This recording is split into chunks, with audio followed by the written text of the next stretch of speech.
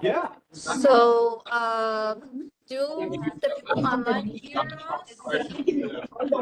Yeah, you're good, Miriam. Yeah,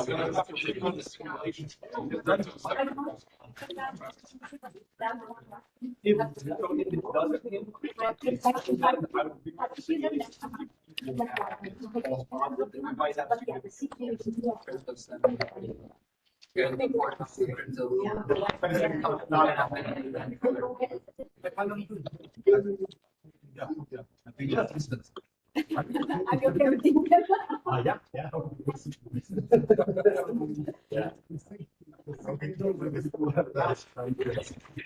Do you want me to do it? Yeah, I'm this one's my turn. Yeah. It's a 15-minute walk, so don't listen to the campus.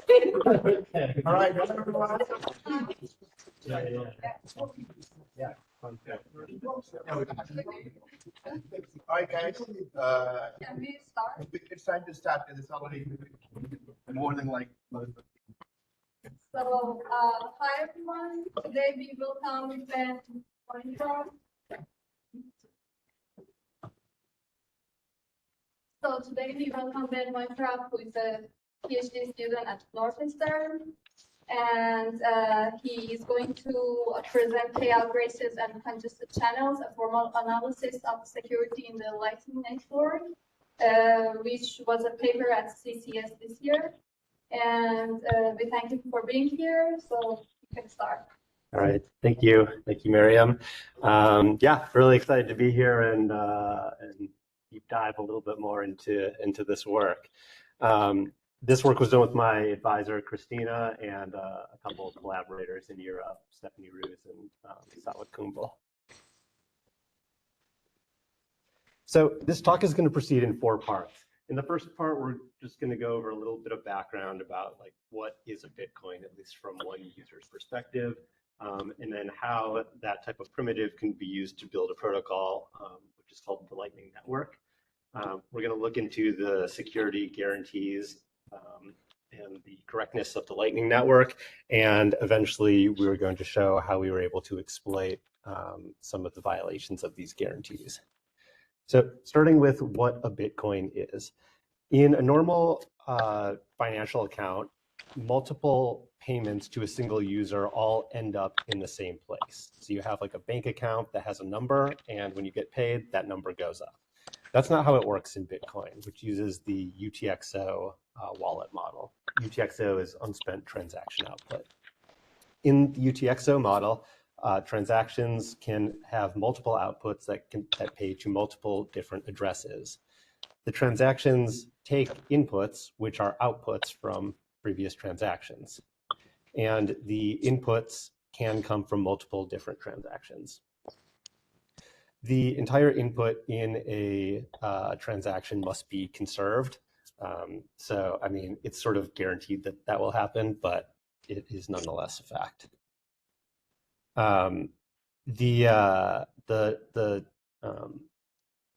The amount of a payment associated with each transaction is not just a scalar, it's not just a number, it's also a script. And this script can contain some complex functionality. To successfully spend a transaction, you must successfully execute both the input and output scripts. And a UTXO can only be spent once. This is one of the core guarantees of Bitcoin. These primitives and these scripts are how complex protocols are defined. So one of these complex protocols is called the Lightning Network. And the Lightning Network is a system that allows faster transactions between peers, which it does by moving these transactions off-chain. The most popular, the Lightning Network is the most popular of what are called payment channel networks. There are over 53,000 peers in this, storing over $460 million as of yesterday. The Lightning Network is a protocol, and it is specified in RFC-like documents that are called BOLTs, which stands for Basis of Lightning Technology.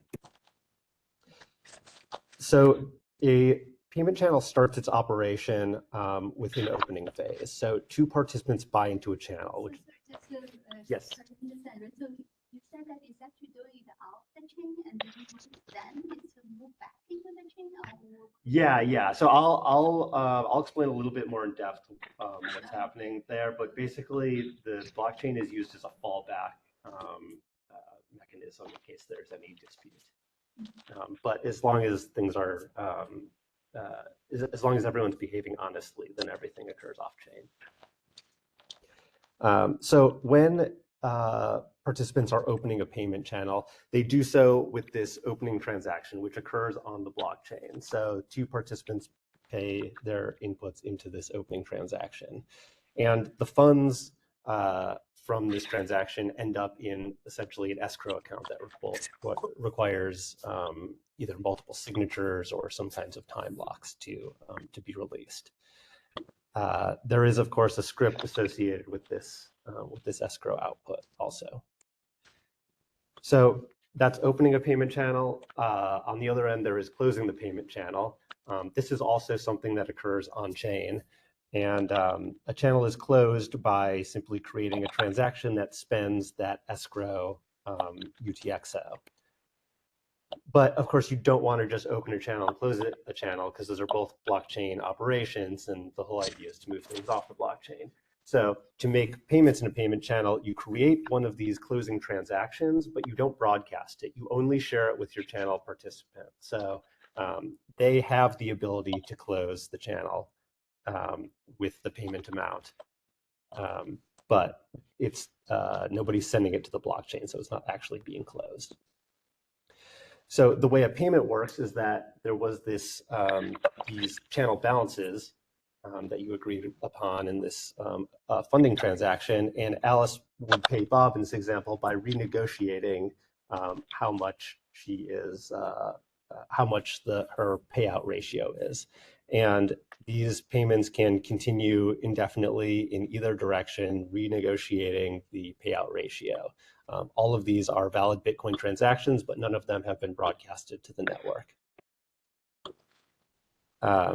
And of course, each payment is, or each commitment is signed by the sender. These in Lightning Network parlance are called commitments. So one of the things you might notice is that all of these are valid Bitcoin transactions, and they contain different amounts, which means that it could be beneficial from your perspective to submit one of these older transactions to the blockchain that has a more favorable state from you, for you. And so to prevent that, there's a notion of transaction to the blockchain. So in this example, you have two parties who are on the channel, and both of them have been sharing commitments back and forth with are these valid transactions. But since they have different amounts, you could imagine that one of these transactions might be better for the other party than the latest one. So is there one yeah, so put the transaction into the blockchain? well, they could if not for this revocation mechanism that I'll describe. Okay. But yes, that's like the problem that this piece is trying to solve. So like I said before, there are multiple payout paths of a transaction, and this opening transaction that we discussed before has three paths of interest. One is when both peers agree to close the channel. They both have signatures on these commitments, and the payout goes out immediately. The second is when one peer has signed the commitment and tries to force close the channel. This also works, but it includes a time delay for reasons that will become clear in a bit. And the third way is just the reverse, so the other peer trying to close the same channel. The reason for the time delay is that there is a revocation key associated with each commitment. So every time you submit, every time you send,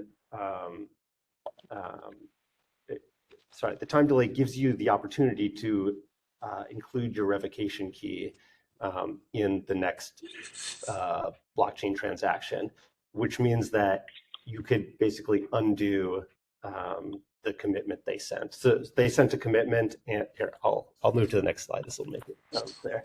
So you have this script here. This is sort of a simplified version, but essentially it gets to the core of the matter. So if this revocation key is provided by Alice, then Alice gets the entire channel payout. So this is a penalty mechanism to penalize Bob, who sent this revocation key in response to the previous commitment. Can I ask a question? Yes, please. So are we talking about, because when you open a channel, there is some full refund transaction that is locked sometime in the future, both parties agree on. Because Bob can not respond at all, and the funds will stay in the escrow forever. So is this like the revocation key that we're talking about here? Because revoking the previous transactions, basically you are spending the same escrow, right? So any one of those, if it gets out, you're done, right? Yes. So I can't imagine what So you mean like cryptographically what the key is, or like I don't remember the exact mechanism of how the key is generated, but the idea is that there is this back and forth of messages. So you send a commitment, and then that party responds. Yeah. If you show one transaction, it will like void everything else, right? Yeah, it'll only void one transaction. You can only void one at a time. So you send the revocation key that voids just the previous commitment. I see. So they call it like a key in this RFC, right? Yeah, they call it a key. There is some cryptographic mechanism for generating it. It's I think it's like a hash based on some like other things. Can you just explain the comparison here? That's adding sort of the commitment first, and then Bob put in the revocation key, so after this behavior, what exactly? I think some of these will become clear in okay. They'll become clear in a few slides, and then we can come back to it if it's not. The important thing right now is that this only covers a single channel, so one party paying another party. You could imagine that there are problems with a payment system that has only single channels, because each of these channels requires escrowed funds. So the party, somebody is opening up these multiple channels, and eventually they're going to run out of money. So this idea of linking payment channels together came about, where you can perform multi-hop payments, which essentially, if you think about it, is just a graph of channels, and you're just looking for a path through this network of these pairwise transactions. And this is what's called a payment channel network. A payment channel network introduces some complexities. One problem is that all the payments need to be atomic. So every pairwise payment should either all of them should happen or none of them should happen, because you don't want a situation where Alice pays this person, and then that person doesn't pay the next person, something like that. So you want all of them to go through. And the way this is solved in the Lightning Network is through what are called hash time lock contracts, or HTLCs. So the way HTLCs work is that Bob, the payment recipient, creates a random number. He shares the hash of that number with Alice, the payment sender. Then Alice sends a payment to the first hop on the payment path that is conditional on knowing the P that creates the hash of P. And then each of the subsequent nodes on the path forward conditional transactions also contingent on this same P preimage. And at the end, Bob makes P public, and now all of these conditional payments can go through. So who knows this entire path? Good. So in the Lightning Network, nobody knows the entire path. They use onion routing. So you only know the yeah. So I guess I shouldn't say nobody knows it. Alice knows it. And then our routing. Yeah, yeah. Yeah. There are some problems with onion routing. Like you can sort of DOS the system by just creating a really long path that uses a lot of channels, but that's tangential. What about the timing? I mean, these have to be, of course, limited in time. Well, on these payments, I mean, the deposit has to be limited in time, right? Yeah, I mean, they go through relatively quickly in like a few seconds. Sure, but that's to be, if you don't do if you don't expose P in time. Oh, yeah. There's a timeout mechanism. Right, so, Yeah. so what prevents that Bob will expose the P and then there will not be, and once he's exposing the P, so you have P on the blockchain, so all the other parties can use the P, right? Yeah. But maybe Bob is doing it at the last moment, and then the other parties in the chain. There are some protective mechanisms against that. Basically, there's there are actually the timeouts for each channel are offset from each other. So you can never, if you submit this P at the last minute for your channel, that will still leave a large window for the channel before it. Right. But one of these, like also previously, I guess, assumes that you know some time bound for the time that it takes for transaction with for new blocks to be available, for transaction to be added to the block publishing. So yes, but if we were talking about time, which sounds like real time, and but most number of blocks. So most of these don't. Yeah. It So is. it's not when you say time, you don't really mean time. You mean Yes. number of blocks. Yeah. Yes. Chain length, basically. Yeah. Exactly. Yeah. So then this concern is not. Right. You still have the concern that your transaction should be, entering a block at the right time. That's still a concern, right? But Right. At least not the timing. Right. Not the real time. Yeah. But as long as you offset the timeouts, then you can guarantee that each party will at least have a fair opportunity. And about the transaction makes it blockchain, blockchain. So you didn't need any blockchain. Yeah, that's just for a dispute resolution that you would be doing that, but yeah. So what a successful payment looks like, all of the end-to-end messages, is both peers start with a commitment. This is a result of this channel opening procedure. I haven't really discussed it here. It's sort of a whole different protocol, but to start, we assume that they both have valid commitments saying how much they have on the channel and how much the payouts will be. Alice requests an invoice, which is this P pre-image.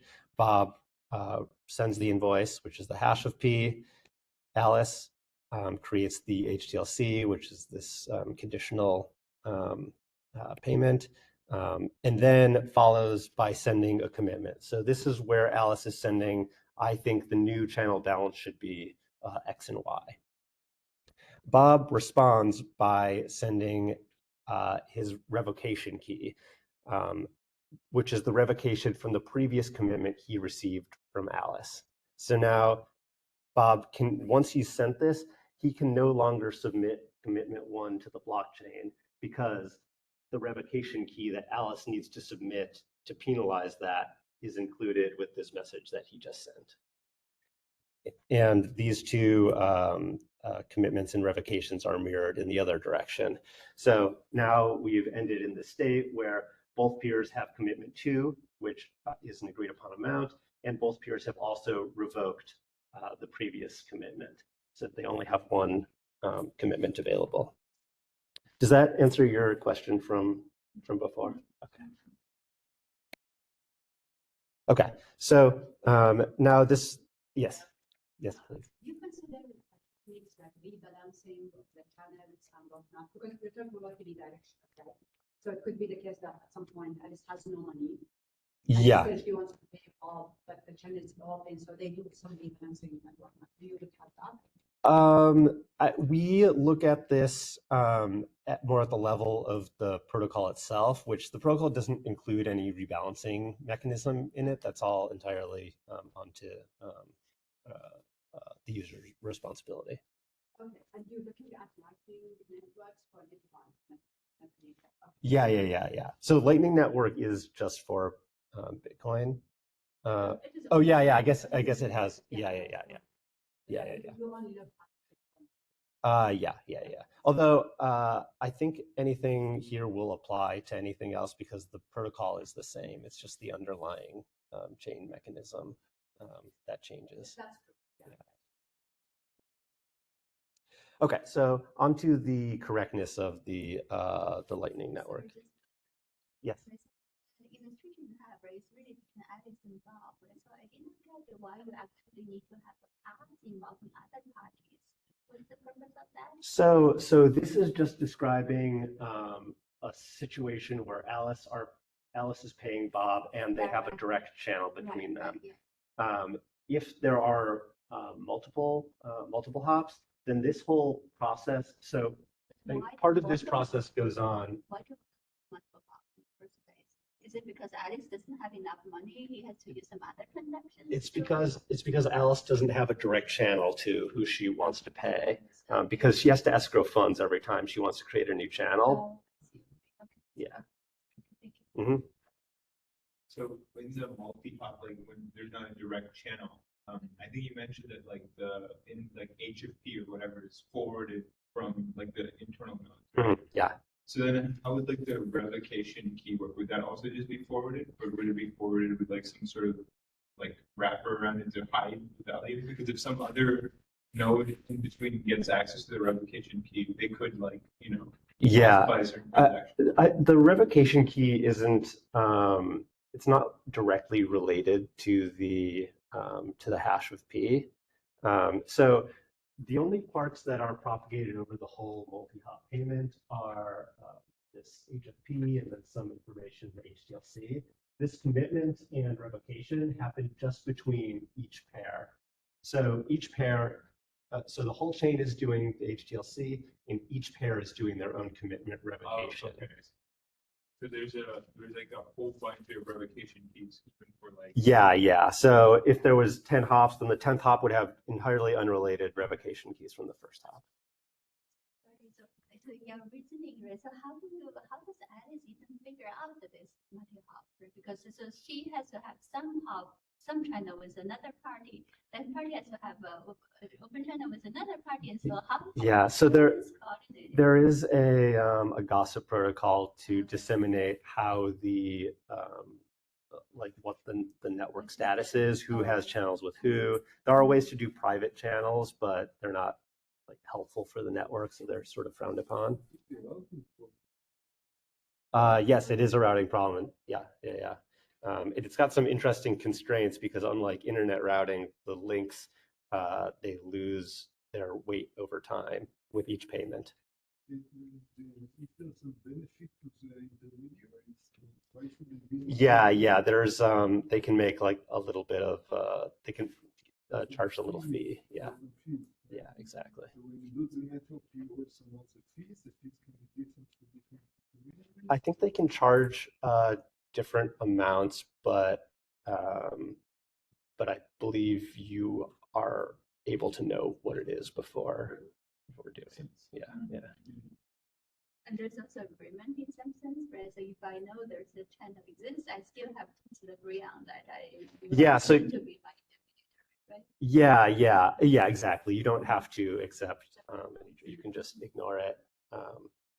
Yeah, and you also don't know for certain that the channel is available because you might be working off old But the information. reality is thing is pairwise, right? So it's not like there's a channel, if there's length 3, so A going to B to C to D. Mhm. Yeah, so we have an agreement between A and B, B and C and D, and it's not like C could suddenly say, oh, I don't accept this because it's coming from A, because I think you said it's even anonymous at that point, right? Yeah, I mean, you wouldn't necessarily be able to censor based on where it's coming from, but there is a limit of how many HTLCs you can have open.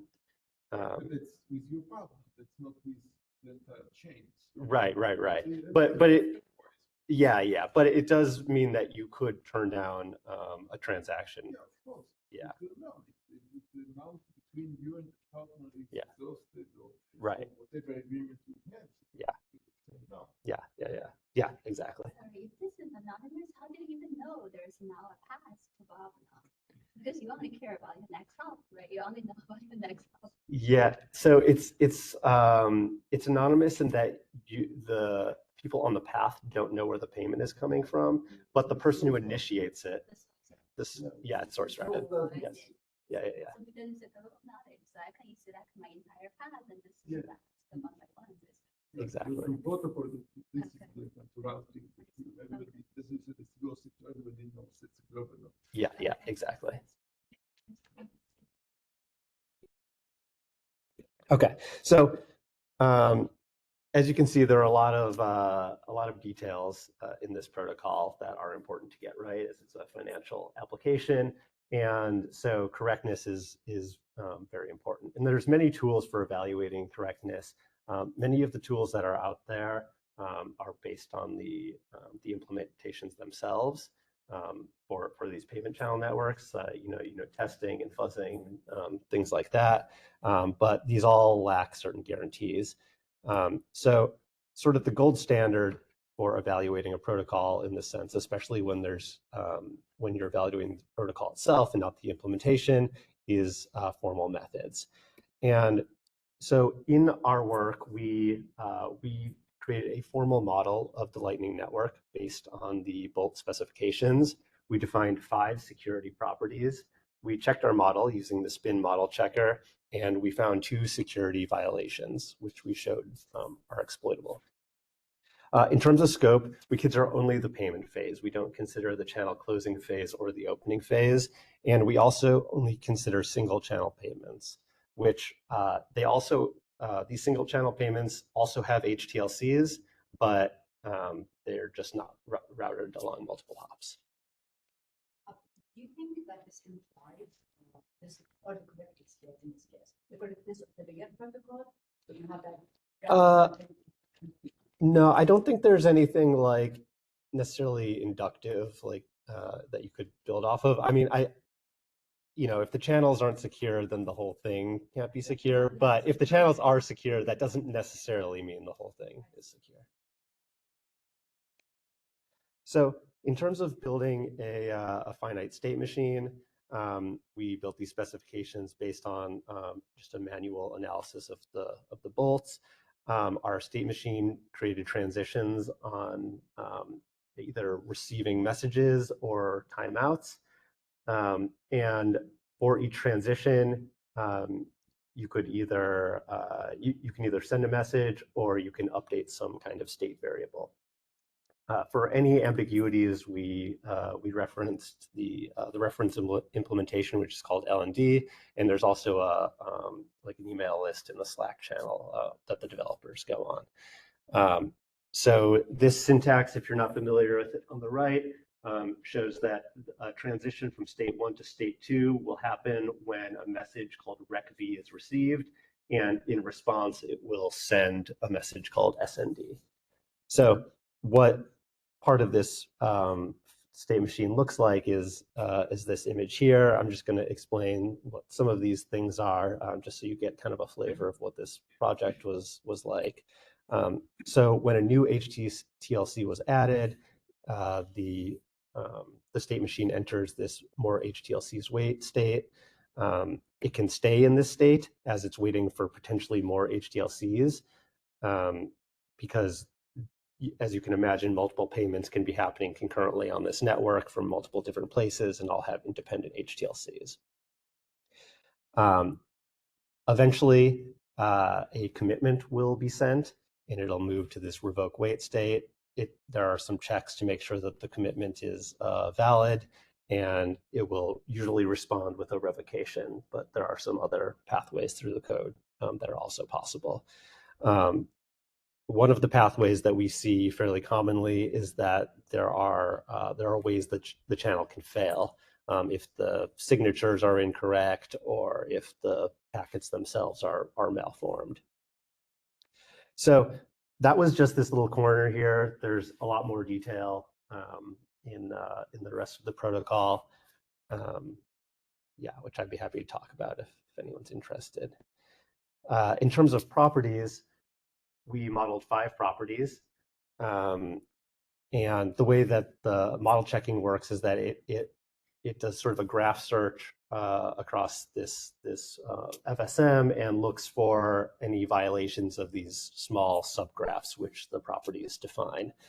And these properties were also manually written by analyzing the bolts, and they were written in linear temporal logic. In particular, we focused, I'll focus on these 2 properties for which we found violations. The first one is rediscovering a previous attack, which was called HTLC congestion. And the second violation is led to a novel attack that we call a payout race.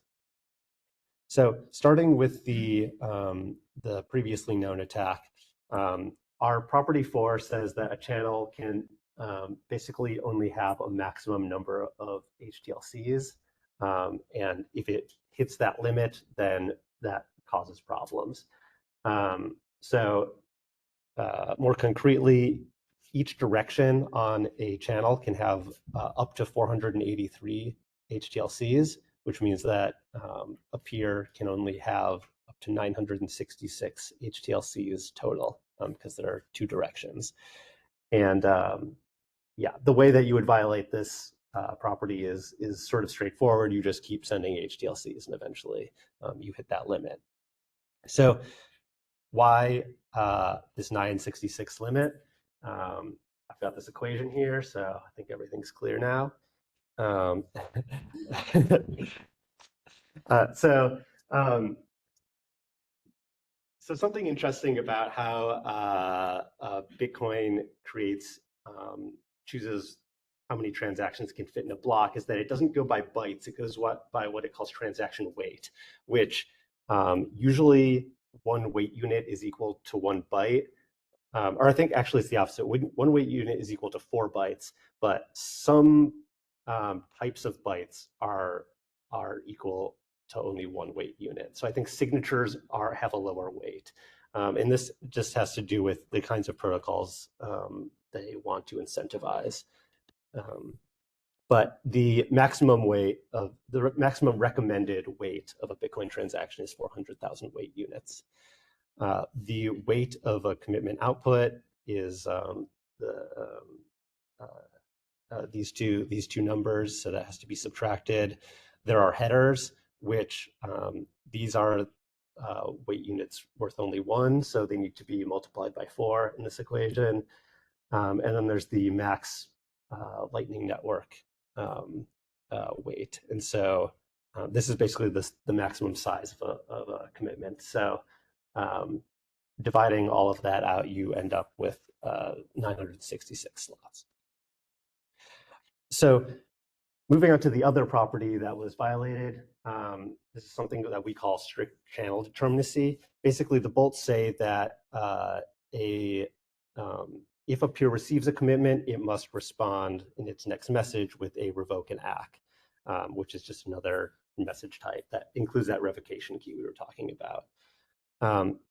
However, the specification also says that error messages are possible at any time after a certain point.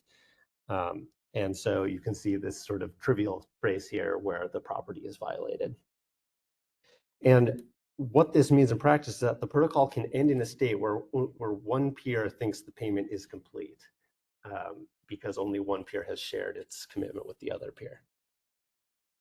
So expanding on this and what this means in practice, we asked ourselves, is there a way that that a peer might not receive a revocation and therefore might not respond with another commitment, which is still a violation of property 3. And to do this, we started considering network partitions between these 2 peers. So To explain what this might look like in practice, imagine Alice is buying a pizza from Bob using the Lightning Network. The channel is in a state shown here where Alice has one commitment and Bob has the one commitment from before and has received the new commitment, but has not revoked the old commitment yet. So if we imagine that a partition occurred between, a network partition occurred between Bob and Alice at this moment, the payment is incomplete, but it has not technically failed. And we consider two diverging threat models in this case, one where Alice is malicious and Bob is honest, and the other, the reverse of that. So if we consider the case first where Alice is malicious, Bob has received this new commitment, and since that's enough for him to go to the blockchain with, he may give this pizza to Alice. However, Alice can still close the channel with her old commitment because a revocation key was never sent by, she's never sent a revocation key for it. So what that means is that now Bob cannot spend this new commitment because commitment 1 and commitment 2 spend the same UTXO, and you can only spend those once. And so now Bob has foregone the pizza and the payment. The reverse of this, starting from the same situation, is that Alice has sent this commitment, but she has no assurance that it arrived. Bob can just deny having received it, especially if there is a network partition. But assuming that Bob did actually receive it, he can close the channel with this new state, and now their fortunes are reversed, where Alice is the one who doesn't get the pizza or the payment. So this property being violated leads to this state where both Alice and Bob are vulnerable if they don't trust the other party to some extent. We evaluated this in a proof of concept. We set up a Lightning Network and Bitcoin simulation network. This is just running on my laptop. In case you're curious, the hash power was 0, so it was just going very quickly. Yeah, and we use the most popular Lightning Network implementation, which is called LND.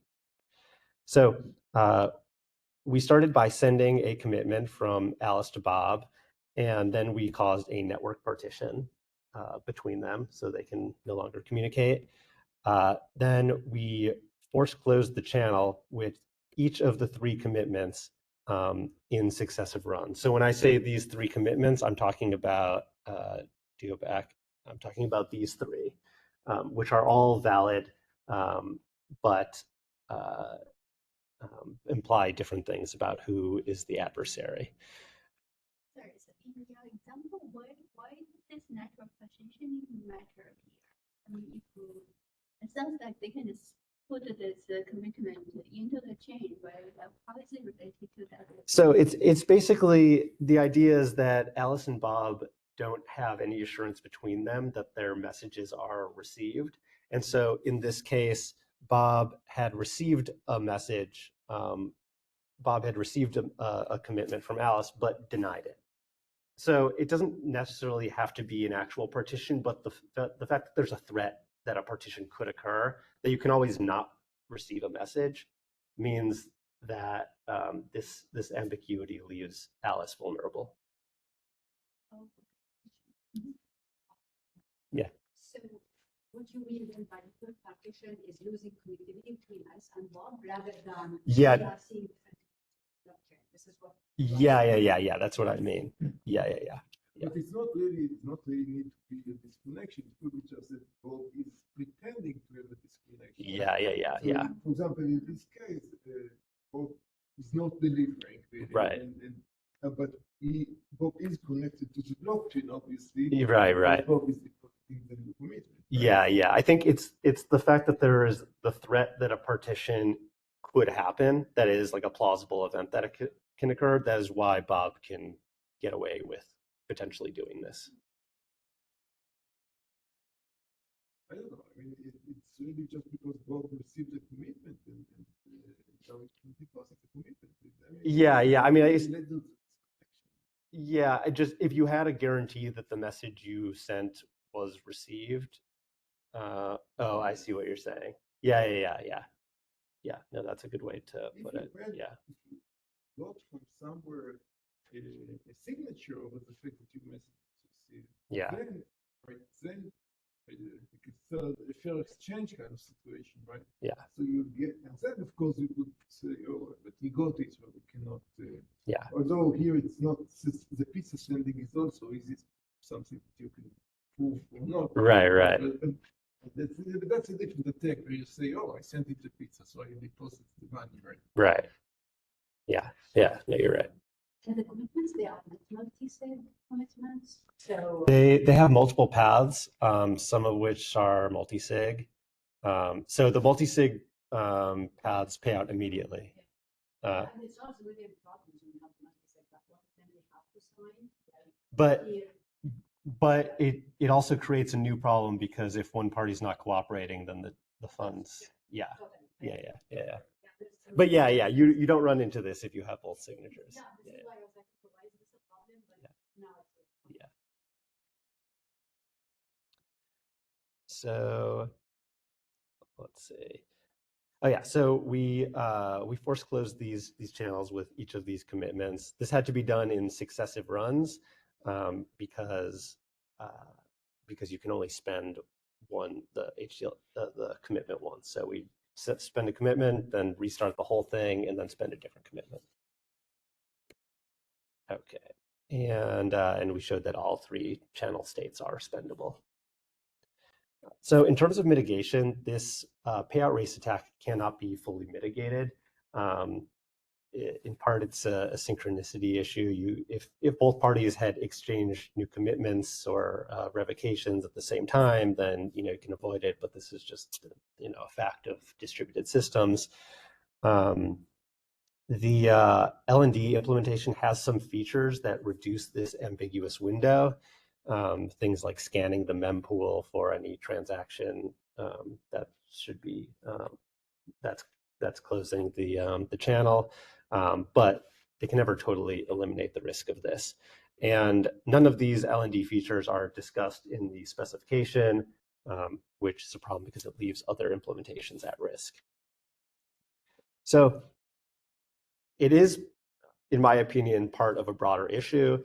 The blockchain space has a bit of a reputation problem. There are, a number of big hacks that people have heard of, and unfortunately, the list goes on and on and on and on. 1.7 billion stolen in 2023, which is a huge improvement from 2022, almost 50%. So, it's moving in the right direction.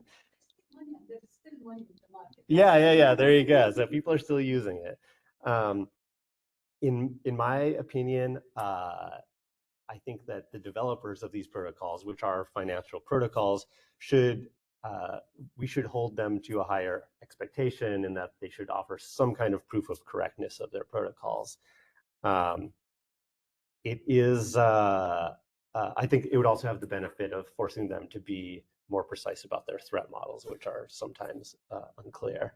But of course, we can't just expect people to do these things without any guidance. And I think that's where research can come into play, because there's a lot of ways that we can make this easier. I mean, this was like really hard for me to build this formal model, so it's not necessarily straightforward that I would just expect everybody to do this. So I think there's a lot of different ways that we could think about this that would make the whole space much safer and let it live up to the promise that people promulgate. And with that, I would be happy to take any questions.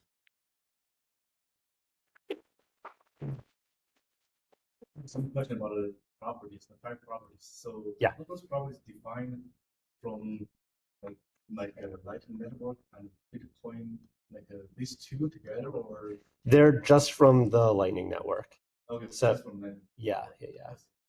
So how do you justify these 5 properties are complete? I don't think there's any notion of them being complete. It's more like if like I would feel pretty good about the protocol if they were all satisfied. But yeah, it is a good point. I don't think it's everything, and certainly this is only one phase of the protocol. So yeah. It's kind of similar to Stripe models based on like the text or like based on, of course, here it's not a tag, it's like a partial related, I think. Yeah. But, What did you say? Smart models? My point is like to define this kind of security properties, Mhm. because they are different from traditional security properties Mhm. protocols. So I'm very curious about how these properties are motivated. Like, I mean, some of them, if I, So yes, you extract them from the RFC, right? yeah, yeah. Exactly. You control the implementation, the protocol, that implements what's exactly in the RFC rather than people are consulting it. I guess this is like. Well, we didn't look, we weren't so much focused on the implementation. We were more focused on the is the protocol that's defined in the RFC correct? So the board actually wrote this kind of properties as Mhm. this motivation. We expect that this will follow whatever, and then you formalize an index, right? Yeah, exactly. So these are properties that were defined or mentioned in the Yeah. specification. Some of them are not mentioned directly, but sort of implied. Yeah, that's kind of stuff. But yeah. you do But- get it from.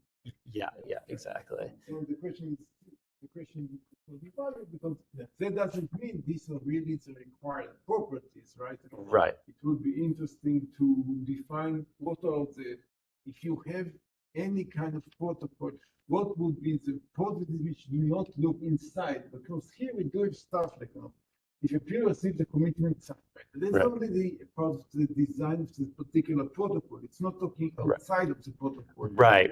Yeah. That would have been better if such properties which are completely, any protocol should satisfy these properties, right? Yeah. That would be interesting.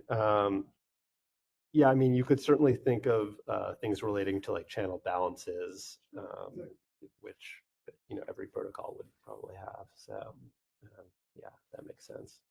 So the basic problem of one party denying, not sending something which is outside the protocol, I don't think that you can solve in such a protocol, right?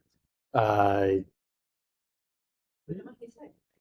So if you have multi-signature that require both parties to sign a commitment, at least for unidirectional it works, right? So so this commitment is not valid without the second signature. Just if the goods are being sent in the protocol, because if the transmission. Oh, yeah. If So it fits the example. Yeah. Of pitchfork. Right. So as long as it's a completely well-defined digital delivery through this, through some secure ways, then you can do it. But not. Yeah. Usually it's discussed in the context of Amazon, and whatnot. I guess Right. Yeah, I mean, there are on Ethereum. There's this notion of oracles where they're like parties that come to some consensus about a thing that happened in the real world. But yeah, ultimately, like you don't have assurance. The specification you could actually, I guess you can consider both cases where you can completely determine what is correct or not, and then there's some stuff which you must exclude from the specification because they depend on the things which are not not part of the input to specification. Yeah. Yes. How about the utility of the work in terms of disclosure? Like, did you reach out to the developers? Yeah. We did reach out to them. They basically agreed that there's, I mean, their stance was that it's not that much of an issue because, it's like, and I understand their complaint because like this thing about, stealing pizza, like if you're a pizza vendor, you don't want to have a reputation as someone who's like stealing funds. So there are definitely incentives to behave. Which is a fair comment. It's also the expected response that we do. Yeah. This is valid. I don't know that it doesn't happen. Yeah. Market incentives. Yeah. We did recommend that they make some of these risks clearer in the vaults, and they seem to have done that. So there's a small win. Yeah. And I wanted to clarify one other thing that I said before, because we did, as we did evaluate these threats on the LND implementation itself, the purpose wasn't because we wanted to test LND, but so much that we want to say that at least one popular implementation is vulnerable to this thing at the protocol level. I have one question. So, like, when there's a multi-hop scenario, Mm. so between Alice and Bob, there might be a couple of entity, right? Mhm. So, did you model the behavior of each of these entities similar to the Alice and Bob's model? What do you mean there's multiple I mean, entities? to verify these 5 properties. So, in between Alice and Bob, so I have seen in one slide, like there might be some other entity.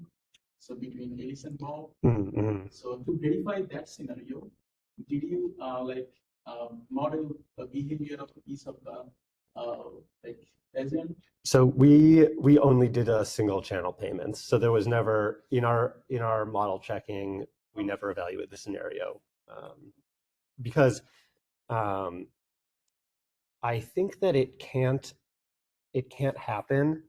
This particular thing can't happen in a multi-op scenario because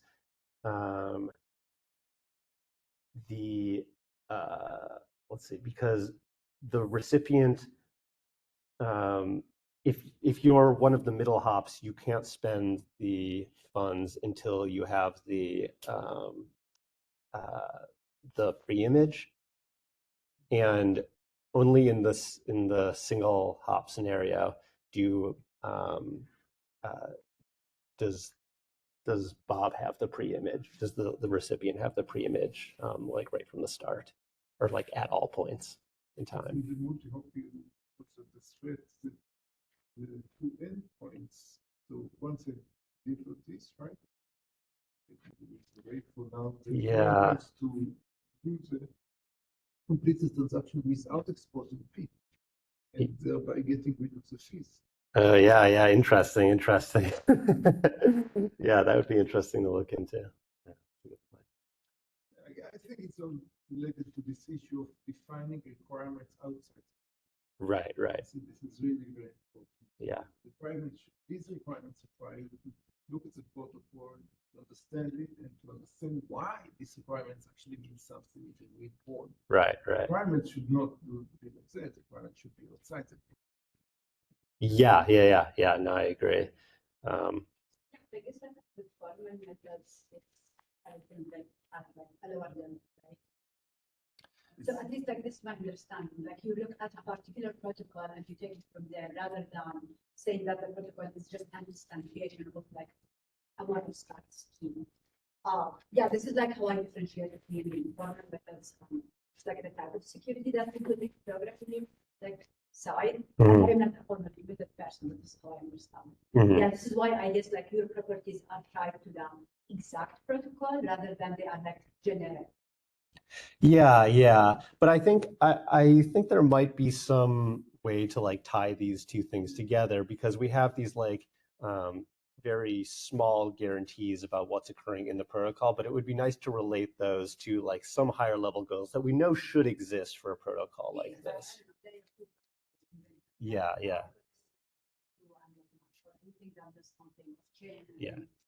You do little things, yeah, disputes or whatnot. Yeah. So Yeah. Oh, sorry. So not being free, right? So it sounds to me it's really a sort of a component in the protocol, right? Because at one place is that it's need this property, but you also say that you can allow to send error message, right? Yeah. Yeah. Yeah. But I mean, the protocol's the documentation is very long, so it's not obvious. I didn't realize it until this thing came up. For the property form, right? So is the validation just in the sense that you could just keep on creating this HPLC without limit? The problem is that you can. So the interesting thing about this property is that there's no way to not have this property be violated, because no matter what the limit is, you can always create the number of HDLCs that will hit that limit. Okay. And the problem is that you can hit the limit. So Okay, but you just before you create another HDLC, you just check how many HDLCs you have. if you were, yeah, if you were, but the thing is, you're not entirely in control of it because like other people are sending HDLCs to you. Okay, so this HDLCs could be what you received and what you created. Yeah, exactly. I mean, you could imagine that there could be like some incentive mechanisms that like if you start opening too many, then it starts to, fees go down or something like that. Okay. So then you mean there's no way to actually guarantee from people? I mean, Yeah, no. Yeah. I have some question on Yes. the property field. Mhm. So I guess in slide 60, you explain it more details. So in that case, Yeah, I can pull up slide 60. 60. Uh, Yeah, so I guess This- 59. This one? Oh, 59? Yeah. So according to Ball's specification, it didn't explicitly mention that the next message will be the Yeah. verification key and the acknowledgement. That is true. So it is usually the case that the next message will be the revocation, but what this property led us to was this like violation or this this payout race attack. So it's not necessarily that this sentence was violated that was the problem, but looking into it further, we saw that. So Um, I model this specification using like, so finally it will send revoke and acknowledgement. So instead of the next message will be the revocation and acknowledgement, I will model it using LTL like finally it will send me the revocation and acknowledgement. yeah, we had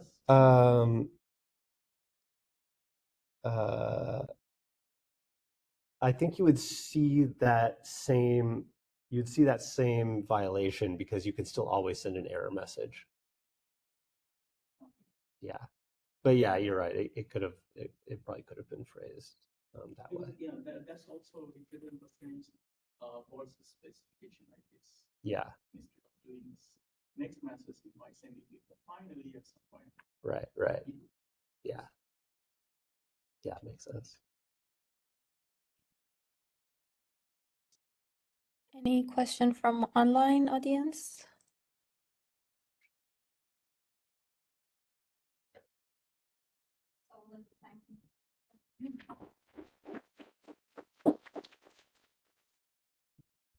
Well, thank you all. A lot of great questions.